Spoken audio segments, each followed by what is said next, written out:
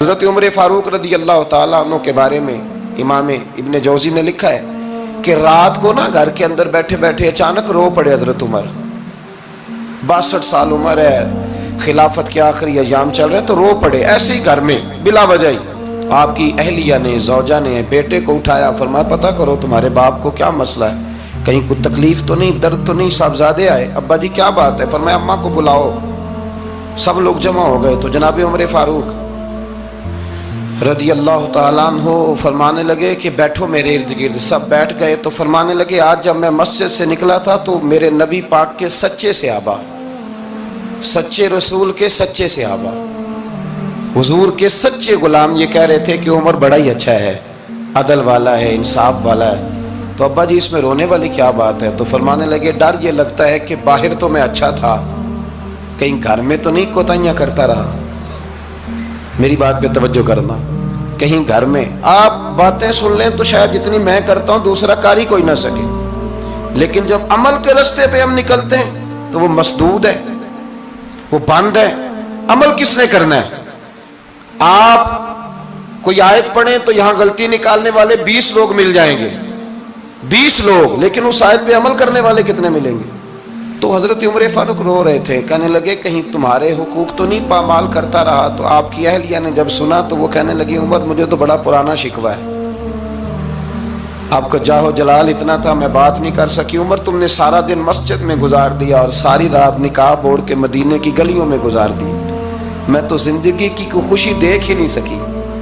چاہ تو میرے اندر بھی تھے نا کہ میرا شوہر کچھ گھڑیاں بیٹھتا, کہیں مجھے لے کے جاتا, تو میں تو کچھ نہیں دیکھا, مجھے بڑا شکوہ ہے. تو حضرت عمر کہنے لگے چل اللہ کی رضا کے لیے معاف کر دے. بھئی معافی بیوی سے نہیں مانگی جا رہی, معافی اپنی غلطی کی مانگی جا رہی.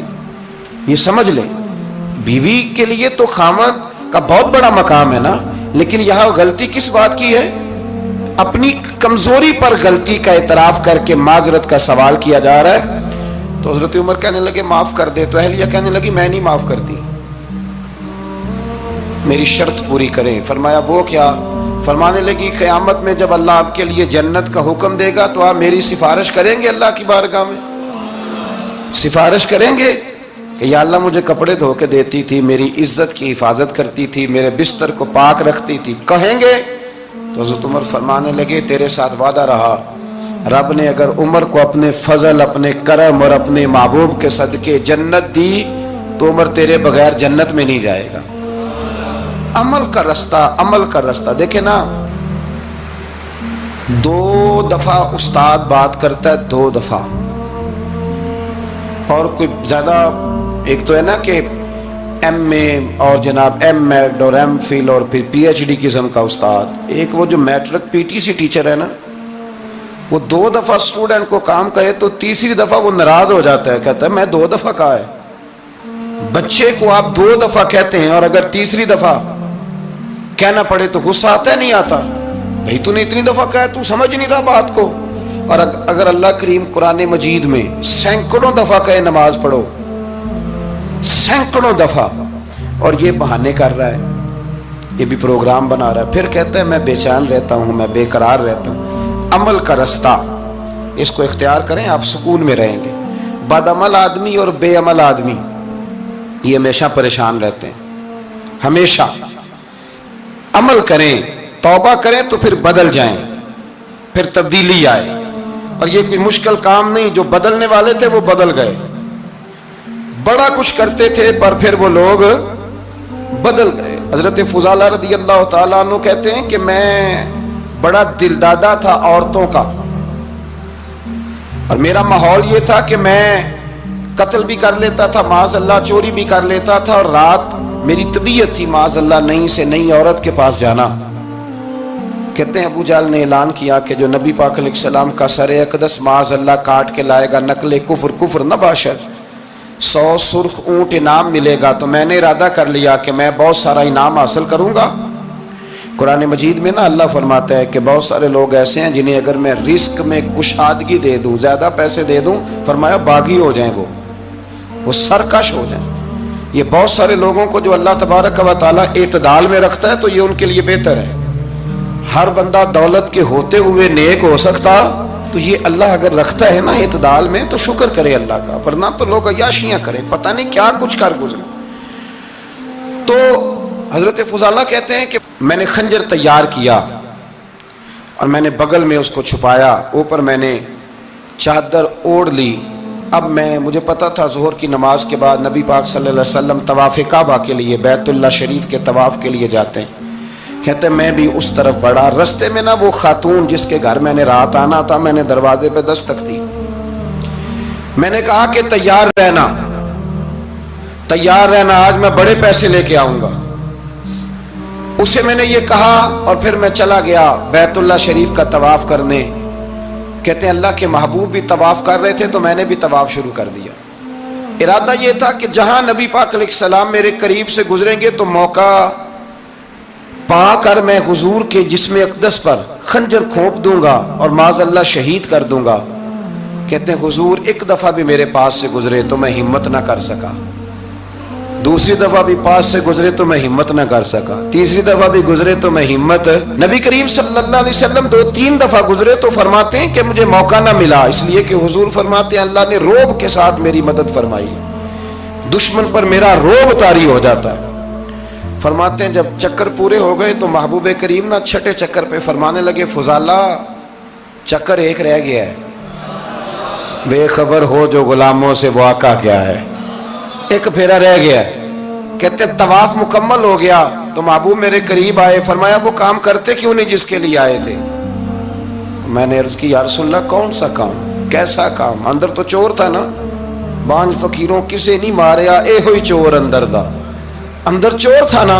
کہتے ہیں حضور نے مجھے کندھے سے پکڑ کے ہلایا، فرمایا کرتے کیوں نہیں؟ جب حضور نے ہلایا تو وہ خنجر بھی پیروں میں گرا اور میں بھی رسول اللہ کے پیروں میں گر گیا۔ میں نے کہا حضور مجھے کلمہ پڑھا دیں۔ کہتے ہیں حضور نے پہلے میرے دل پہ دست مبارک پھیرا، پھر میرے نبی نے مجھے کلمہ پڑھا دیا۔ اب نا مرید ہونے والا کہتا ہے کہ جی آہستہ آہستہ میں ٹھیک ہو جاؤں گا۔ اب وہ آہستہ آہستہ کا کیا ترجمہ ہے یہ بالکل سمجھ نہیں آتی۔ بھئی کسی بندے سے 5 لاکھ روپیہ لینا ہے تو اس سے وہ کہتا ہے جی میں آہستہ آہستہ دوں گا، 500 روپیہ دے دیا کروں گا روز کا، تو کہتے ہیں میری رقم خراب ہوتی ہے، پورے دو۔ اور نیکی کی بات جب آتی ہے تو کہتے ہیں حضرت صاحب دین اتنا سخت نہیں ہے، میں آہستہ آہستہ ٹھیک ہو جاؤں گا۔ اب میں مغرب عشاء پڑھنی شروع کر دیا میں نے، اب میں تسبیح لے لی ہے، کل میں نے بھی آہستہ آہستہ میں ٹھیک ہو جاؤں گا۔ یعنی رقم لینی ہو تو وہ آہستہ آہستہ قبول نہیں ہے، لیکن اور مکان کی رجسٹری اگر کرانی ہو تو مالک مکان کہے گے آہستہ آہستہ کرا لو، کہتے ہیں پیسے پورے دیے، سویرے چل اور بیان دے۔ یہ کیا بات ہوئی؟ یہاں یہ جو ہمارا ماحول تھا نا کر لیں گے ہو جائے گا، یقین کریں لوگ قبروں میں چلے گئے ہیں پر مسجدوں میں نہیں آئے۔ ہر کام سے لوگ ریٹائر ہوئے پر گناہوں سے ریٹائر نہیں ہوئے، آخر تک تباہی اتر گئی لیکن لوگ بدلنے کو تیار نہ ہوئے۔ حضرت فضالہ کہتے ہیں ابھی میں نے کلمہ پڑھا، ابھی میں واپس آیا، رستے میں وہ بی بی کھڑی تھی، کہتے ہیں میں وہ شخص تھا کہ عورتیں مرتی تھی میرے اوپر اور کسی کی جرت تھی کہ وہ آئیں بائیں شائیں کرے، لیکن فرماتے ہیں میں بی بی کے پاس سے گزر گیا، پہلے تو اس کا خیال تھا رکے گا، لیکن جب میں رکا نہ تو دروازے پہ آئی، اور جب میں گزر گیا تو اس نے آواز دی، لیکن میں نے سنی انسنی کر دی، جب آگے بڑھا تو میرے پیچھے دوڑی۔ فرماتے ہیں مجھے پکڑ کے کہنے لگی فضالہ تجھے کیا ہوا، تو وہی نہیں جو یہاں سے گیا تھا؟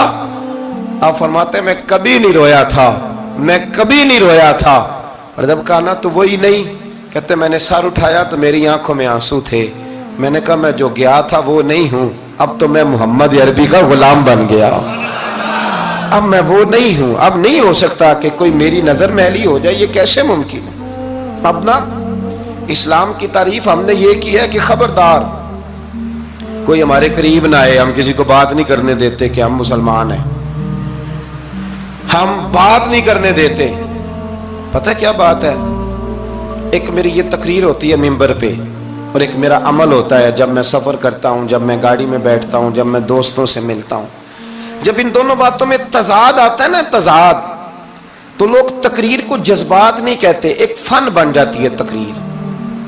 آپ کو پتہ ہے نا واعظین نعت خواں کہتے ہیں میں نے محفل لوٹ لی، پھر لوگ شمار کرتے ہیں کتنے لوگوں نے سبحان اللہ کہی، پھر لوگ شمار کرتے ہیں کہ آج 5 بندے روئے بھی تھے جب میں تقریر کر رہا تھا۔ تو پھر یہ فن ہے، یہ جذبات کا اظہار۔ سمجھ لیں بات کو کہ عمل جب آپ نہیں نہ کرتے عمل، تو آپ خود بڑے بے چین رہتے ہیں کہ یار یہ میں کیا کر رہا ہوں، یہ کون سا گورکھ دھندا ہے کہ میرا عمل صفر ہوتا جا رہا ہے۔ ہمارے ایک استاد تھے تو وہ فرمایا کرتے تھے کہ اگر پڑھے لکھے آدمی کو تم بے عمل دیکھو تو اس سے دور ہٹ جایا کرو، ورنہ تمہیں بھی بے عمل کر دے گا۔ میں نے ان سے عرض کی، میں نے کہا حضور یہ کیا ہے؟ تو فرمانے لگے اپنے حضرت صاحب سے پوچھنا، وضاحت کریں گے۔ میں نے حضرت صاحب سے کہا جی عجیب بات کر دی ہے، علم والے بندے کے پاس بیٹھ کے تو علم آتا ہے۔ تو وہ فرما رہے تھے کہ علم والے بندے کے پاس اگر وہ بے عمل ہو تو بالکل نہ بیٹھنا۔ تو حضرت صاحب فرمانے لگے انہوں نے صحیح کہا ہے۔ اب بات بہت بڑی ہے، پتہ نہیں آپ کی سمجھ میں آتی ہے نہیں آتی، بہرحال کر دیتا ہوں۔ پڑھا لکھا بندہ اگر بے عمل ہو تو اس کے پاس، تو میں نے کہا حضور کیوں؟ فرمانے لگے اس لیے کہ وہ اپنی بے عملی پر بھی دلائل دے گا۔